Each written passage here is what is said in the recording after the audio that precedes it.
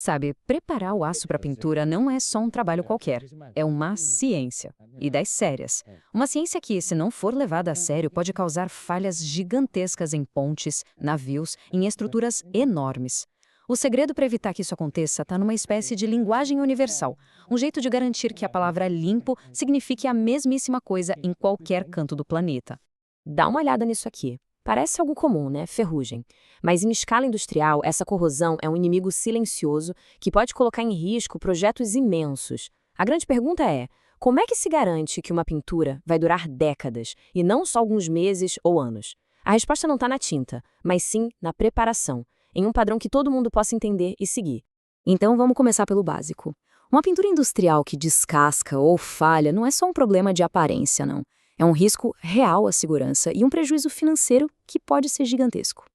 E o mais curioso é que a causa, na maioria das vezes, está bem ali, escondida debaixo do nosso nariz. O sucesso de qualquer pintura de proteção depende, olha, 100% do estado da superfície do aço. A gente está falando de ferrugem, claro, mas também de contaminantes que a gente mal consegue ver, como sais, óleos e até mesmo a própria textura da superfície. Cada um desses detalhes pode simplesmente sabotar a aderência da tinta. Então, a grande sacada é essa. Não adianta nada ter a tinta mais tecnológica, a mais cara do mundo, se a superfície não estiver impecavelmente preparada. É isso. A preparação da base é o fator mais decisivo para garantir a proteção e a vida longa de qualquer estrutura de aço. Mas pensa só, como um engenheiro aqui no Brasil pode ter certeza que o padrão de limpo dele é exatamente o mesmo de um inspetor lá no Japão? Simples. Eles usam uma linguagem universal, um verdadeiro dicionário visual que não deixa espaço para dúvida. E essa linguagem tem nome. É a norma ISO 85011. Na prática, o que é isso? Pensa num livro cheio de fotos. É um catálogo de padrões visuais que permite que qualquer profissional, em qualquer lugar, consiga avaliar duas coisas fundamentais. Primeiro, como o aço estava antes de tudo, e segundo, o nível de limpeza que foi alcançado depois do tratamento. A primeira parte da norma é sobre dar o diagnóstico correto. Antes de sair limpando, é preciso saber exatamente qual é o tamanho do problema. Para isso, a norma define 4 graus de ferrugem, ou, no termo técnico, 4 graus de intemperismo. Aqui a gente vê os 2 primeiros estágios. O grau A é o aço novinho em folha, sabe? Acabou de sair da fábrica, coberto com aquela camada escura, a tal da carepa de laminação. Já no grau B, a ferrugem começa a dar as caras e essa carepa começa a se soltar. É o comecinho da degradação. Aí a situação piora. No grau C, a carepa já foi embora e a gente começa a ver uns buraquinhos na superfície, os chamados pits. Agora, o grau D, bom, esse é o pior cenário possível. A corrosão já tomou conta de tudo, os pits são fundos, bem visíveis, e isso é um sinal claro de que a própria estrutura do aço já pode estar comprometida. Certo, diagnóstico feito. Agora é hora de agir. E a norma também serve para isso. Ela define e mostra com fotos como devem ser os resultados dos principais métodos de limpeza. A norma fala de 3 categorias principais. S é o famoso jateamento abrasivo, que é o método mais comum e eficaz. ST é a limpeza mais manual ou com ferramentas mecânicas, tipo escova de aço, lixadeira. E tem também o FEL, que é a limpeza com chama, um método que hoje em dia já não é tão utilizado. Vamos focar no principal, o jateamento, tal do SA. A norma divide ele em alguns níveis. O SA1 e SA2 são limpezas, digamos, mais básicas. Mas para projetos de alta responsabilidade, o que importa mesmo são os 2 últimos níveis. Olha só o SA2,5, o quase branco. O nível de exigência aqui é altíssimo. Ele permite só umas sombras ou umas marquinhas muito, muito sutis. É o padrão mais usado para estruturas críticas.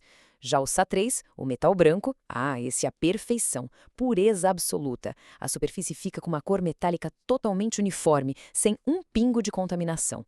É um padrão caro, claro, e por isso é reservado só para as aplicações mais exigentes mesmo. Legal, mas e na prática? Lá no campo, na obra? Como um inspetor usa isso para aprovar ou reprovar um serviço? O processo, na verdade, é surpreendentemente simples e totalmente visual. E aqui está o pulo do gato para decodificar essa linguagem. A especificação sempre combina o ponto de partida com o resultado final. Por exemplo, BSA 2,5. O que isso quer dizer? Que o aço começou no grau de ferrugem B, foi limpo com jateamento abrasivo, que é o SA, e atingiu o nível de limpeza 2,5, o metal quase branco. É uma forma super concisa e precisa de contar a história completa daquela superfície. O procedimento da inspeção é bem direto. O inspetor vai com o livro da norma até a superfície que foi preparada, coloca a foto do padrão do lado do aço de verdade e, com uma boa luz, ele compara. Simples assim. Ele só precisa ver qual foto se parece mais com o resultado real e registrar. É um método rápido, simples e, o mais importante, universal. Mas como em tudo na engenharia, sempre tem uma nuance, né? Um detalhezinho que pode confundir até o olho mais treinado e que a própria norma faz questão de explicar no anexo. A pergunta é a seguinte: se duas superfícies foram limpas com o mesmo padrão rigoroso, digamos o SA3, ou metal branco, elas deveriam ter uma aparência idêntica, certo? Pois é, a resposta surpreendente é não necessariamente. E a explicação para isso está aqui. O material que é usado para fazer o jateamento, o abrasivo, pode acabar mudando a cor do aço. É como se ele manchasse a superfície. Abrasivos mais escuros, como a escória de cobre, por exemplo, deixam o aço com um tom mais escuro no final. Ou seja, mesmo que a superfície esteja perfeitamente limpa, no padrão SA3, a cor dela não vai ser igualzinha da foto na norma, porque as fotos originais foram feitas com um abrasivo mais claro, areia de quartzo. E é exatamente por isso que a norma deixa essa dica de ouro.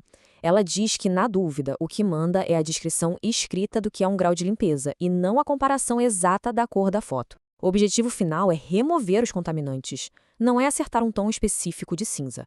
Faz todo sentido, né?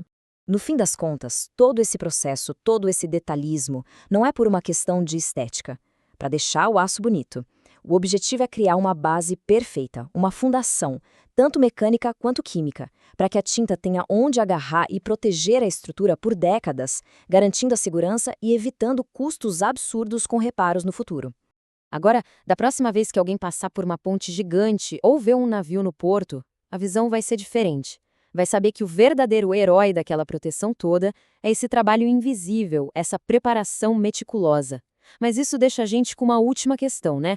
Se a ISO 8501 cuida do que a gente pode ver, e os contaminantes que são invisíveis, como sais, que podem ficar lá mesmo depois de um jateamento perfeito?